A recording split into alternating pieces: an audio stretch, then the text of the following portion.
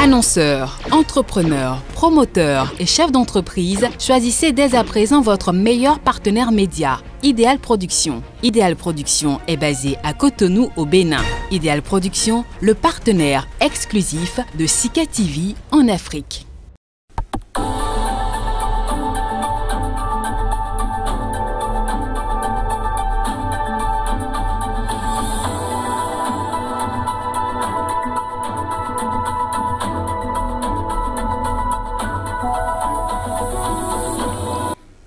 Bonjour à tous et bienvenue dans ce journal de l'économie. Tout de suite, le sommaire. Au Nigeria, la construction de la raffinerie du milliardaire Aliko Dangote est en voie d'achèvement. La réalisation de l'installation a atteint un taux de plus de 80%.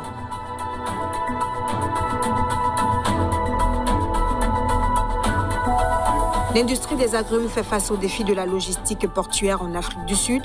Le secteur peine actuellement à accéder à des conteneurs en raison de la demande chinoise.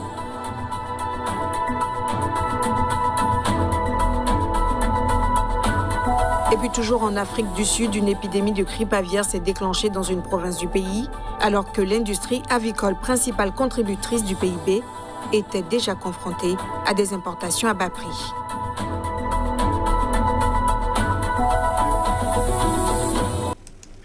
Débutons cette édition par des nouvelles du pays de la Teranga. L'activité économique a légèrement progressé de 0,7% au mois de février 2021, comparé au mois précédent au Sénégal. L'information émane de la Direction de la prévision et des études économiques.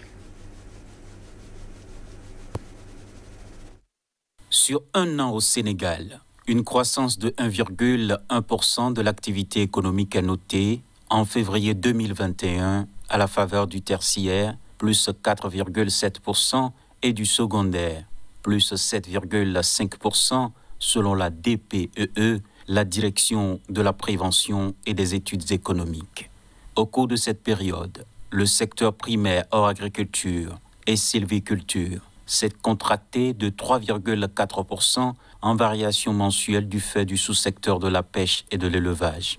Ce secteur s'est contracté de 17% en liaison avec la baisse des débarquements de pêche et de l'abattage contrôlé de viande. Quant à l'activité du secteur secondaire, elle s'est aussi contractée de 6,7% en variation mensuelle durant la période sous revue.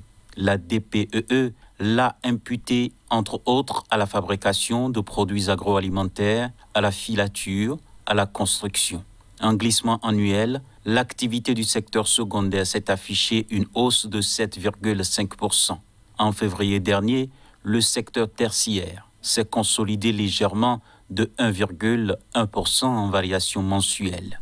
Par contre, l'organisation signale que le commerce, les activités immobilières et les activités de services et de soutien de bureaux se sont repliées respectivement de 9,9%, 36,1% et 11,2% sur la période sous revue.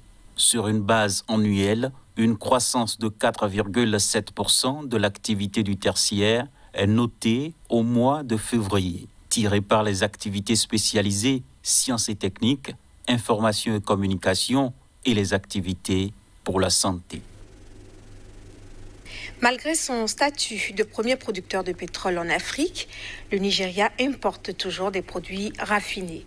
La raffinerie pétrolière du milliardaire Aliko Dangote, de 650 000 barils par jour, devrait participer à changer la donne et renforcer l'économie. En cours de construction depuis près de 5 ans, l'infrastructure a été réalisée à 80%. Au Nigeria, le DPR, le département des ressources pétrolières, a annoncé le 12 avril que le plus grand projet de raffinerie du pays, appartenant au milliardaire Aliko Dangote, a atteint un taux de réalisation de 80,3%. Une bonne nouvelle pour le secteur énergétique nigérian qui compte sur la mise en service de cette installation d'une capacité de 650 000 barils de pétrole par jour pour limiter ses importations de produits pétroliers et satisfaire la consommation domestique. La construction devrait être achevée avant la fin de l'année pour déboucher sur le début de la production au même moment. Le pays s'est résolument lancé dans un processus de réhabilitation de toutes ces raffineries et à encourager les investisseurs privés à investir dans ce domaine de façon à faire du pays un exportateur net de produits pétroliers. Cependant, le DPR a relevé que plusieurs licences d'exploitation de raffineries délivrées au cours des 3 dernières années ont expiré. Au total, 32 licences accordées à des investisseurs privés dans le pays ont expiré au cours des dernières années. Selon les données fournies par l'organisation, 23 permis étaient encore valides en mars 2021 contre 44 en 2018. Dans le même registre, l'Agence internationale de l'énergie a estimé le 14 avril que les fondamentaux du marché pétrolier sont désormais plus solides. Elle a revu à la hausse ses prévisions de la demande pour 2021 sur fond de perspectives économiques plus encourageantes. Précision.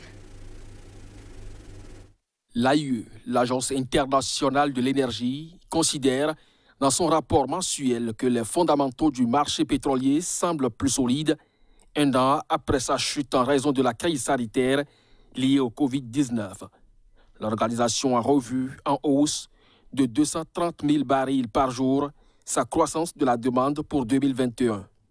Après une chute historique l'an dernier, la demande devrait ainsi croître de 5,7 millions de barils par jour pour atteindre 96,7 millions de barils par jour. Faute de demande pour les transports notamment, les coûts pétroliers avaient chuté au début de la crise avant de se reprendre progressivement avec la reprise partielle de l'activité et des perspectives meilleures. Le baril de Brent de la mer du Nord évolue actuellement au-dessus de $60. Avec des perspectives économiques plus optimistes et les progrès de la vaccination, les membres de l'Organisation des pays exportateurs du pétrole et ses alliés, dont la Russie, vont en effet produire plus de brut. Mais d'après l'AIE, même en prenant en compte cette hausse, près de 2 millions de barils par jour de production supplémentaire peuvent être nécessaires pour faire face à la croissance de la demande au second semestre. L'agence ne craint toutefois pas une crise de l'offre. Elle note que l'OPEP et ses alliés auront encore 6 millions de barils par jour de capacité de production mobilisable, sans compter les 1,5 million de barils par jour de brut iranien actuellement bloqués par les sanctions. Direction l'Afrique du Sud.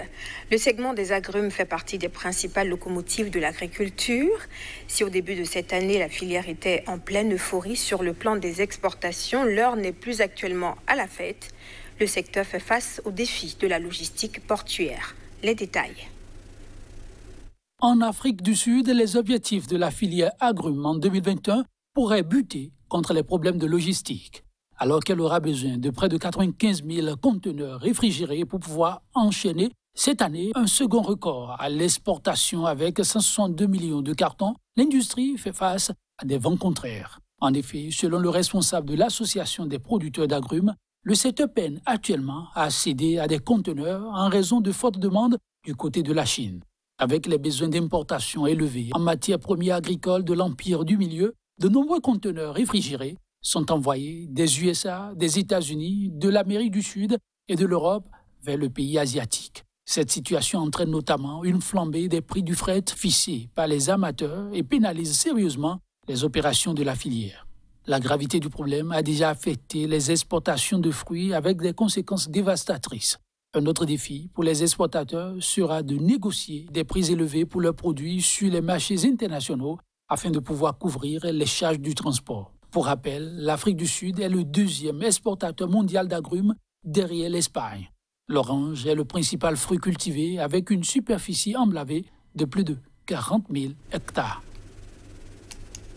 Toujours en Afrique du Sud, l'industrie avicole est la principale contributrice au PIB agricole. Alors qu'elle est déjà confrontée à des importations à bas prix qui plombent ses marges, le secteur fait face également à la multiplication des épisodes de grippe aviaire ces dernières années. En Afrique du Sud, le ministère de l'Agriculture a signalé le 13 avril dernier un foyer de grippe aviaire dans une ferme avicole commerciale localisée dans la province du Gauteng. Cette influenza aviaire est liée à la souche H5 du virus et a déjà fait succomber environ 300 oiseaux. Dans un communiqué, les autorités indiquent que les services vétérinaires de la région ont mis l'exploitation en quarantaine afin de limiter la propagation de la maladie virale et travaillent actuellement pour déterminer l'ampleur de l'épidémie. En réponse à cette situation, le Botswana, 4e destination à l'export pour la viande de volaille sud-africaine, a déjà interdit le 14 avril, avec effet immédiat, les importations de volailles vivantes et de produits avicoles en provenance du pays. Selon certains observateurs, plusieurs autres voisins de la nation arc-en-ciel comme le Mozambique, la Namibie, le Zimbabwe et la Zambie pourraient également emboîter le pas au Botswana ces prochaines semaines. Ce cas de figure avait déjà été observé en 2017 avec l'apparition concomitante de 2 foyers de grippe aviaire dans le pays. Globalement, les pays d'Afrique australe absorbent 70% des exportations sud-africaines de viande de volaille. La grippe aviaire provoquée par des souches A du virus grippal est une maladie infectieuse affectant les oiseaux. L'infection peut causer toutes sortes de symptômes chez les oiseaux, depuis une maladie bénigne qui passe souvent inaperçue jusqu'à une maladie rapidement mortelle qui peut provoquer de graves épidémies. Un foyer de grippe aviaire a été détecté en Europe, dans la basse-cour d'un particulier. C'est le premier cas de la maladie dans le département de la Haute-Savoie en France. La préfecture a ordonné le 13 avril l'euthanasie de l'ensemble des oiseaux de la basse-cour et diligente des investigations épidémiologiques pour identifier, si possible, la source de la contamination. Ces autorités ont étendu la zone de protection autour du foyer infecté à 10 km, périmètre à l'intérieur duquel les volailles doivent être confinées. Ce sera tout pour cette édition. Merci de l'avoir suivi. Merci de nous rester fidèles.